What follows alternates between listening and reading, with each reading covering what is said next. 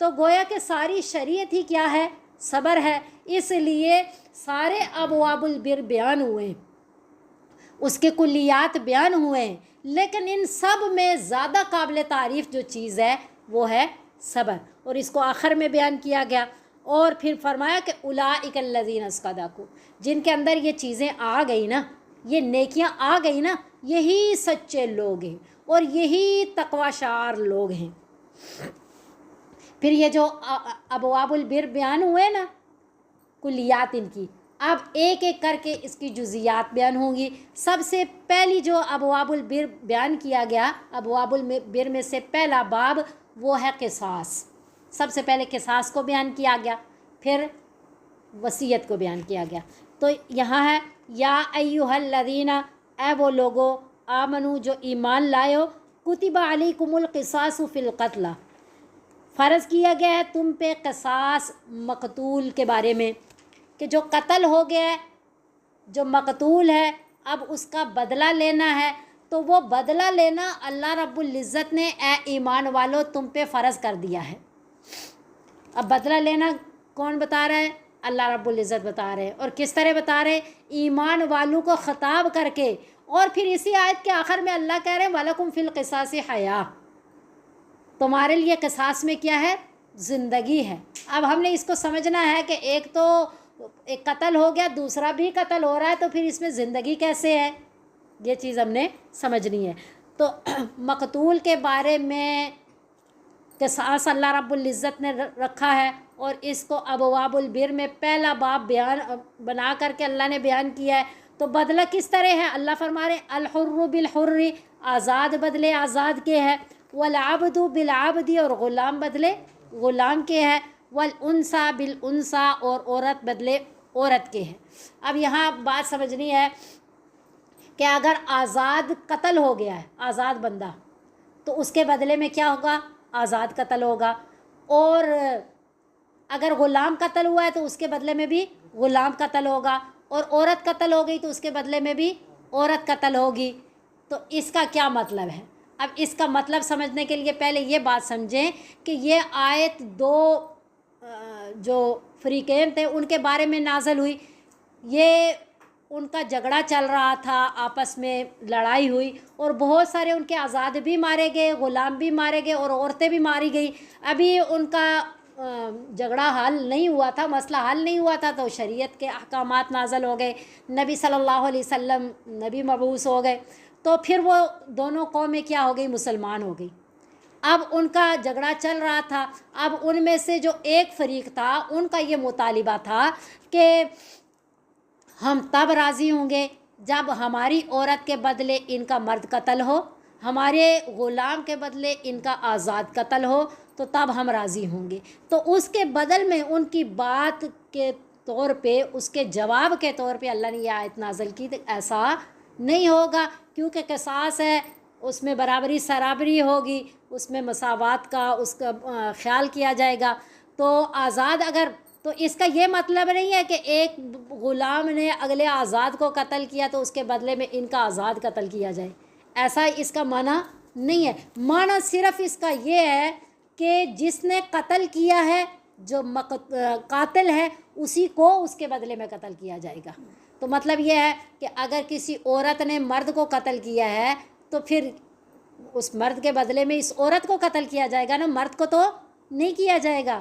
تو اس کا یہ آیت الحر بالحر والعبد بالعبد والانثى بالانثى جو اللہ نے فرمایا صرف ان کے جواب کے طور پہ کہ آپ جو یہ بات کہہ رہے ہو کہ ہمارے آزاد کے بدلے، ہمارے غلام کے بدلے میں ان کا آزاد قتل کیا جائے، تو ایسا نہیں ہوگا. جب آپ کا قتل کرنے والا غلام ہے تو ان کا بھی غلام، کیونکہ جس نے قتل کیا ہے، جو قاتل ہے، اصل میں قصاص کے طور پہ اس کو قتل کیا جائے گا، وہ چاہے مرد ہو، چاہے عورت ہو، چاہے آزاد ہو، چاہے غلام ہو، جو کچھ بھی ہے قتل اس کو کیا جائے گا. بس یہ بات سمجھ لیں.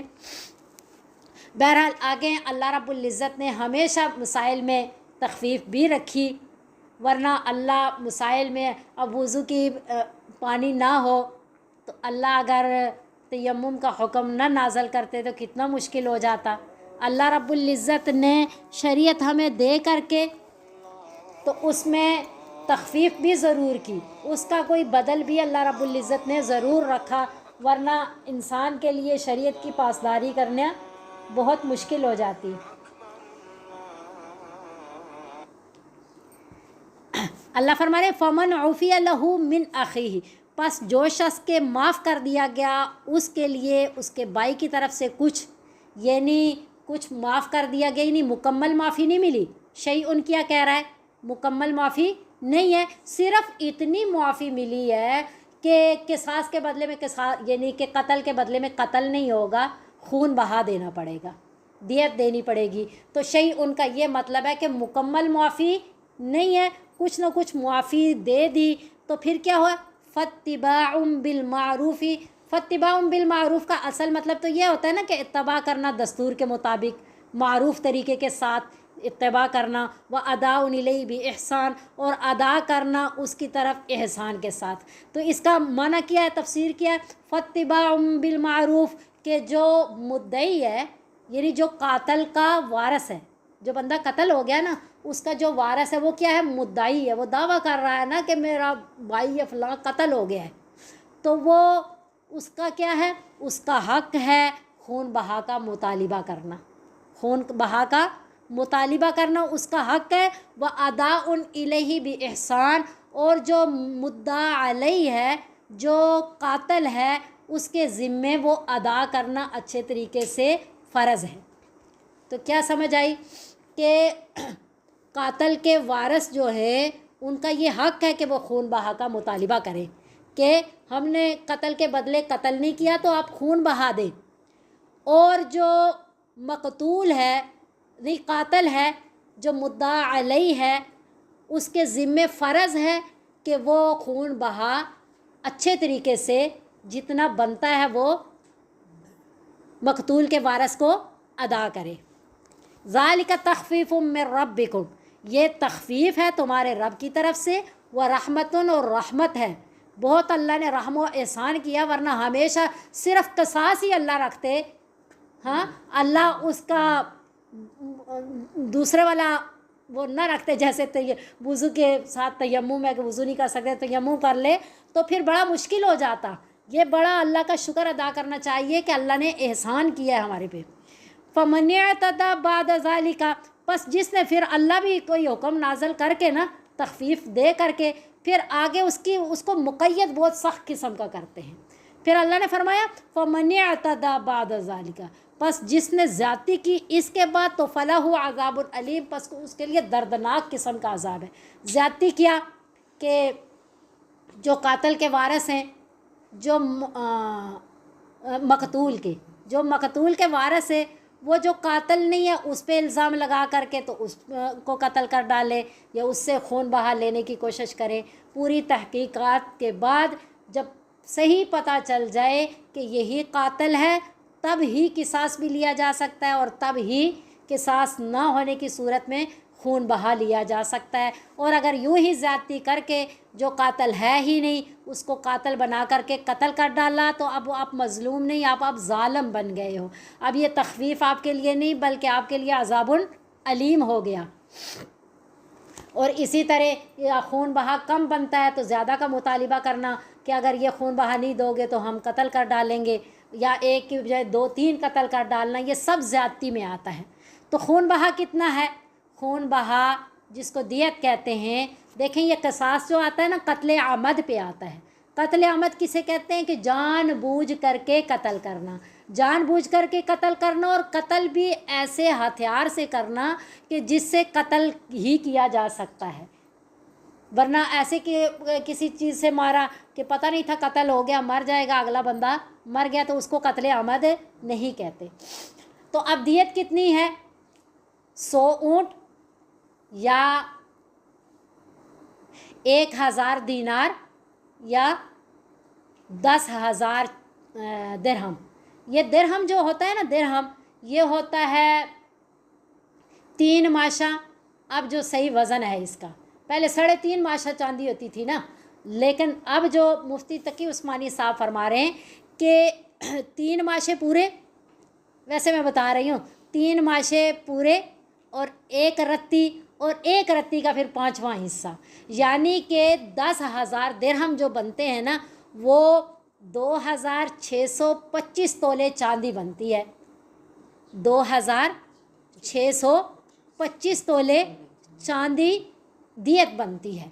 खून बहा, अगर कत्ल के बदले में कत्ल नहीं है, खून बहा दिया जा रहा है, तो खून बहा या 100 ऊँट होंगे, या 1,000 दीनार होंगे, या 10,000 दिरहम होंगे। और अगर दिरहम चांदी के होते हैं और 10,000 दिरहम का अंदाज़ा लगाया जाए, वज़न किया जाए, तो वो बनते हैं 2,625 तोले चांदी बनती है। ये एक, क्योंकि किसी जान को कत्ल कर डालना आम बात नहीं है। अल्लाह फरमा रहे वालकुम फिल क़िसासी हयातुन या उलिल अलबाबी लअल्लकुम तत्तकून, और तुम्हारे लिए क़िसास में ज़िंदगी है ए अक्ल वालो, ताकि तुम तत्तकून बचो, यानी इसकी खिलाफ वर्जी से तुम बचो, परहेज़गार बन जाओ, यानी इन अहकामात के ख़िलाफ़ वर्जी करने से बचो। यानी कि जब क़िसास रखा जाएगा कि कत्ल के बदले में तुम्हें भी कत्ल किया जाएगा, तो बंदा सोच करके किसी को कत्ल करेगा, फिर इतनी जुर्रत नहीं करेगा। तो इस हिसाब से अल्लाह फरमा रहे हैं कि तुम्हारे लिए इसमें ज़िंदगी है। अगला दूसरा अबवाबुल बिर में से दूसरा बाब जो है वो है वसीयत। कुतिबा, गो के ये आयत जो है ना, ये मनसूख है। कुरान शरीफ में बहुत सी आयत ऐसी हैं जो मतलूब हैं, यानी मनसूख हैं लेकिन मतलूब हैं, उनके अहकामात मनसूख हो चुके हैं लेकिन उनकी तिलावत की जा रही है।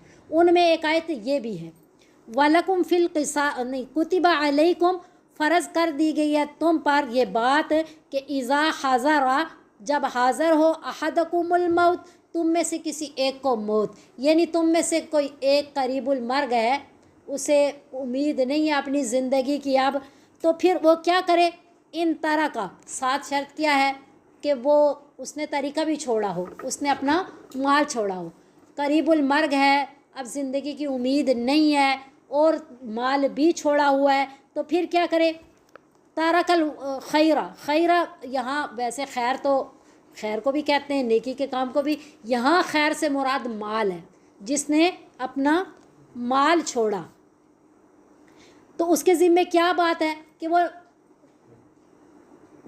एक तो शर्त किया है कि करीबुल मर्ग है, ज़िंदगी से ना उम्मीद है, दूसरी ये है कि माल भी छोड़ा है, तो फिर वो क्या काम करे, अलवसीयतु, वो वसीयत करे, किसके लिए, लिल वालिदैनी, वालदैन के लिए, वल अक़रबीना, और करीबी रिश्तेदारों के लिए, बिल मारूफ़ी, दस्तूर के मुताबिक, अच्छे तरीके के साथ, हक़्क़न, ये लाज़म है, अल मुत्तकीन, मुत्तकीन पर, जो तक़वा वाले हैं उनके ज़िम्मे ये बात लाज़म है।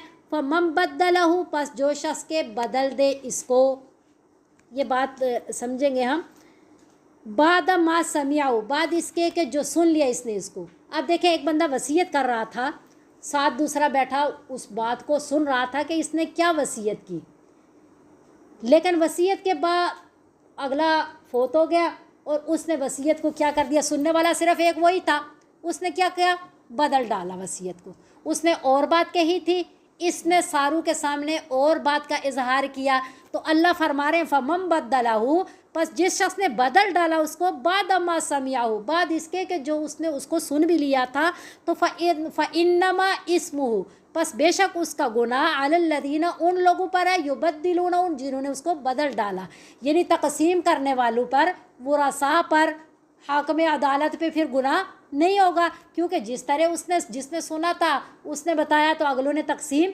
वैसे ही की है, तो फिर तक़सीम करने वालों को, वुरसा को गुनाह नहीं होगा, सारा का सारा गुनाह उसको होगा जिसने सुना और सुनने के बाद उसको बदल डाला। अल्लाह फरमा रहे हैं इन्नल्लाह समीउन अलीम, बेशक अल्लाह सुनने वाले, अल्लाह जानने वाले हैं। अकेले ने नहीं सुना था, साथ अल्लाह ने भी सुना कि भाई इसने क्या कहा था और इसने बदल डाला।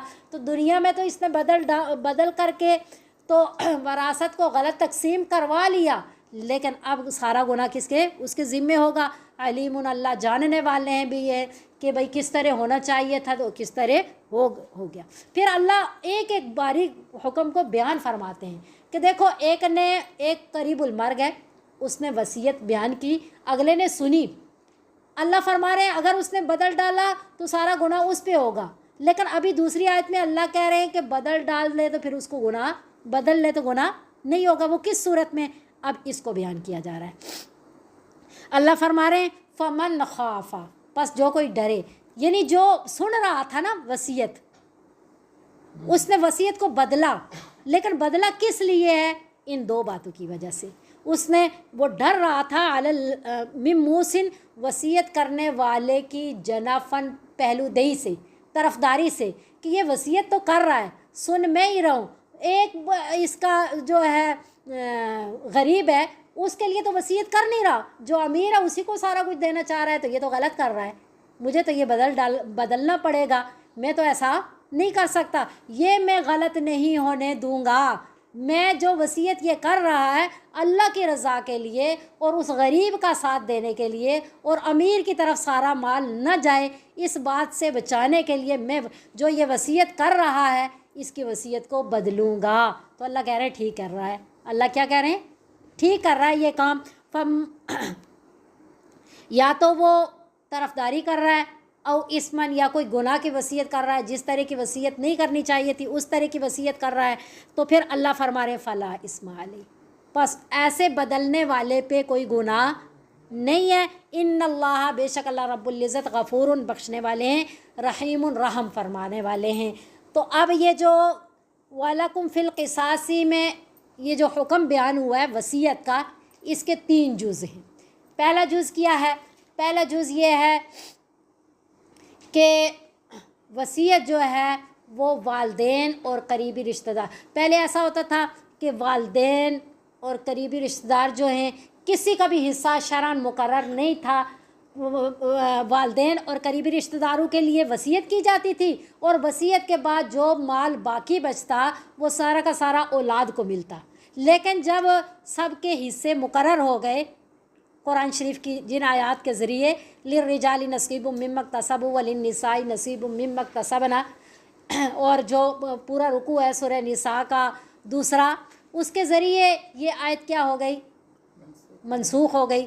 یعنی یہ آیت اس کے ذریعے نہیں منسوخ ہوئی، ان آیات کے ذریعے سب کے حصے مقرر ہو گئے۔ یہ آیت جو منسوخ ہوئی وہ نبی صلی اللہ علیہ وسلم کی ایک حدیث جو متواتر حدیث ہے، اس کے ذریعے جو نبی صلی اللہ علیہ وسلم نے حجۃ الوداع کے موقع پہ 1 لاکھ یعنی 1.5 لاکھ تقریباً صحابہ کرام رضوان اللہ علیہم اجمعین کی موجودگی میں وہ حدیث بیان فرمائی۔ نبی صلی اللہ علیہ وسلم نے فرمایا کہ ان اللہ اعطیٰ لکل ذی حق حقہ، بے شک اللہ رب العزت نے ہر حق والے کو اس کا حق دے دیا ہے، فلا وصیت لوارث، بس وصیت وارث کے لیے نہیں ہے۔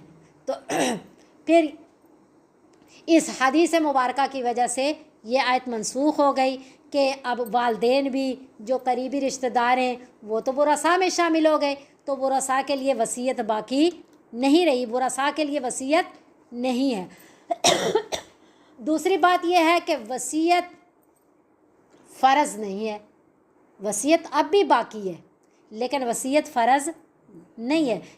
ورثاء کے علاوہ کسی کے لیے وصیت کرنا چاہتے ہو تو وصیت کر سکتے ہو، لیکن وصیت فرض نہیں ہے، نہ ہی واجب ہے، بلکہ وصیت کی اجازت ہے، بہت ہے تو مستحب تک اس کا درجہ ہے۔ ورثاء کے لیے تو سارے ورثاء اجازت دے تو کسی ایک کے لیے وصیت کی جائے تو اس کی اجازت ہے، لیکن ورثاء کے علاوہ جن کے لیے وصیت کی جائے وہ مستحب ہے۔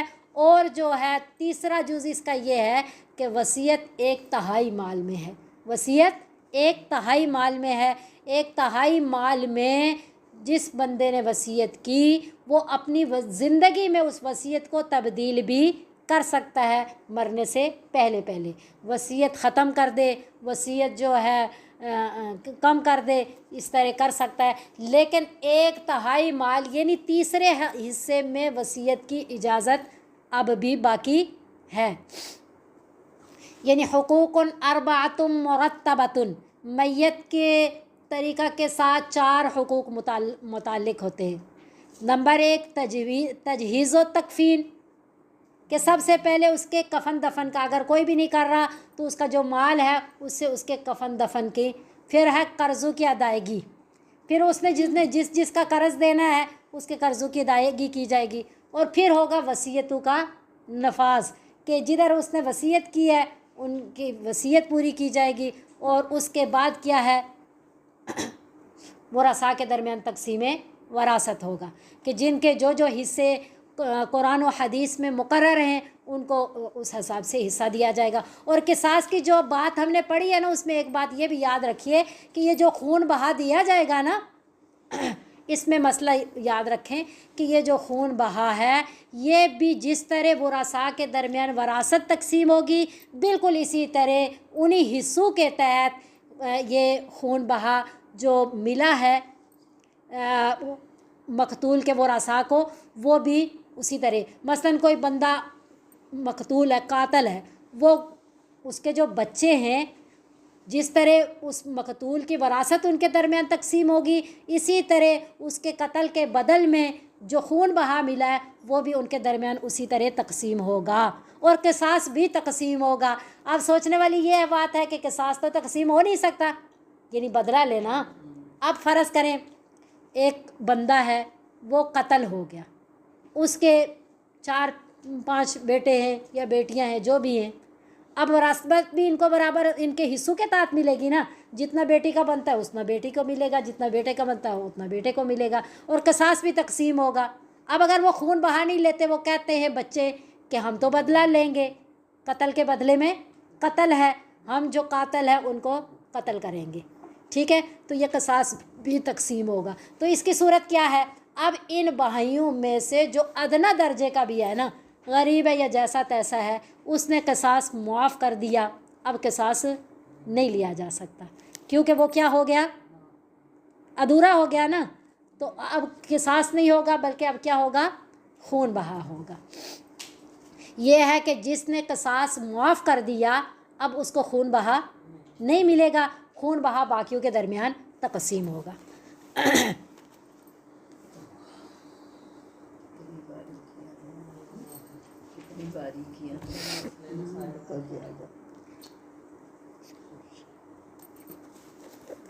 اب وصیت کے بارے میں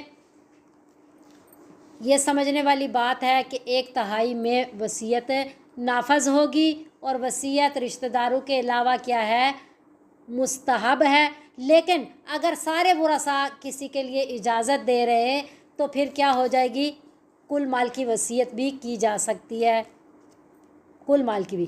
وہ کب نافذ ہوگی؟ جب رشتہ داروں میں سے کوئی نہیں ہے یا سب نے اجازت دے دی ہے اور سب بالغ ہیں، کیونکہ نابالغ کی اجازت قابل قبول نہیں ہوتی۔ جب تک ایک بچہ نابالغ ہے تو وہ کسی حساب سے اس مال کے لیے فیصلہ نہیں کر سکتے سوائے ایک فیصلے کے کہ جس کا جتنا حصہ بنتا ہے اتنا اس کو تقسیم کر دیا جائے۔ اس کے علاوہ کوئی فیصلہ کسی بچے کے نابالغ ہونے کی صورت میں نہیں کیا جا سکتا، کیونکہ نابالغ کی اجازت معتبر نہیں ہوتی۔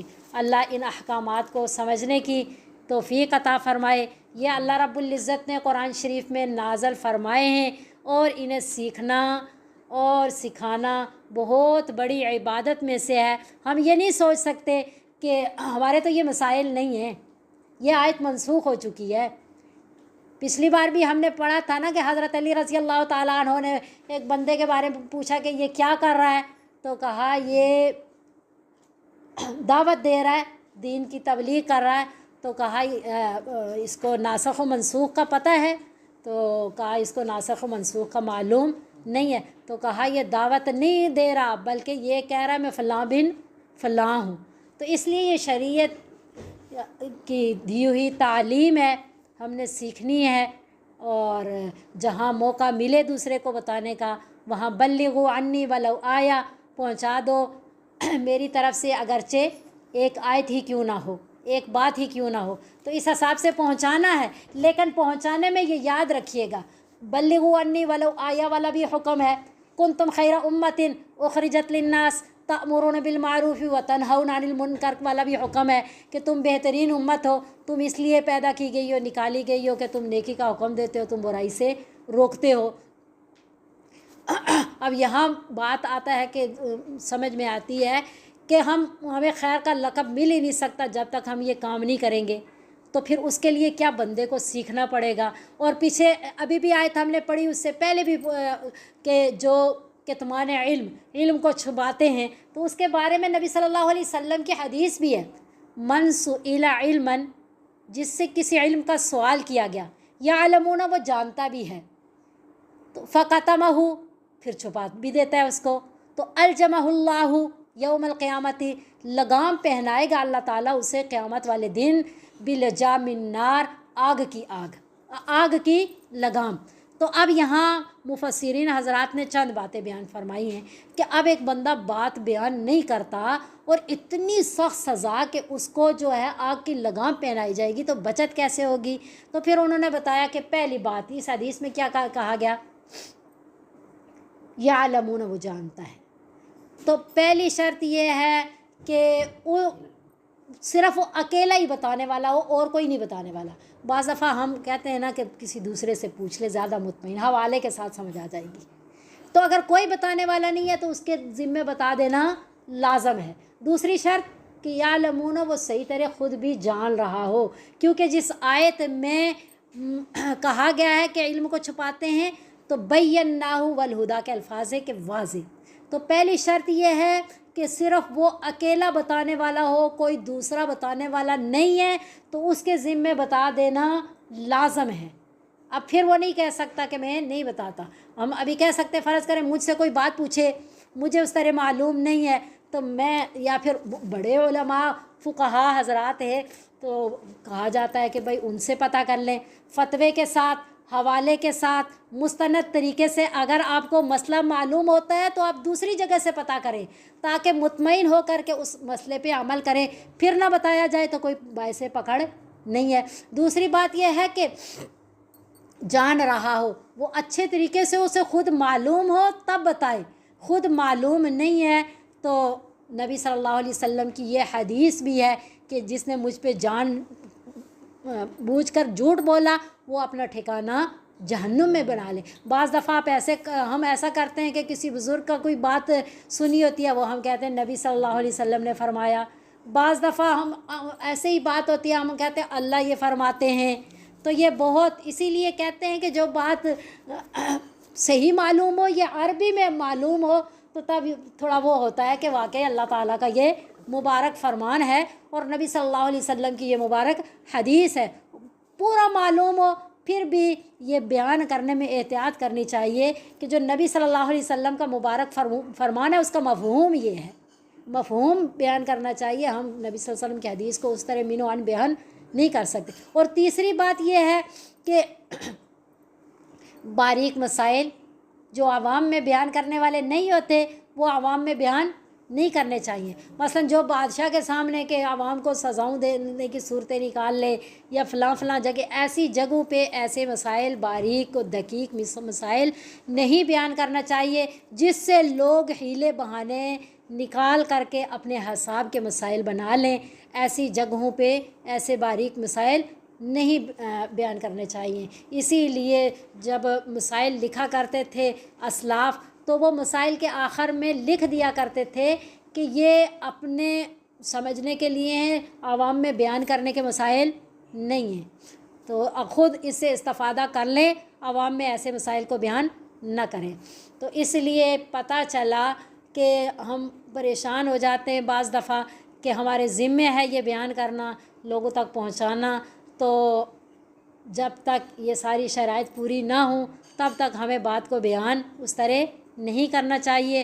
اللہ رب العزت ہمیں علم میں رسوخ نصیب فرما دیں، ہمیں عمل کی توفیق عطا فرما دیں، اخلاص والے اعمال کی استقامت کے ساتھ توفیق نصیب فرما دیں۔ اللہ اس قرآن کے نور سے ہمارے سینوں کو منور فرما دیں، اللہ اس کو ہماری زبانوں پہ جاری فرما دیں، قیامت تک آنے والی ہماری نسلوں میں اس کے فیض کو جاری و ساری فرما دیں، اور اس کے احکامات ہمارے جسموں پہ لاگو فرما دیں۔ السلام علیکم ورحمۃ اللہ وبرکاتہ۔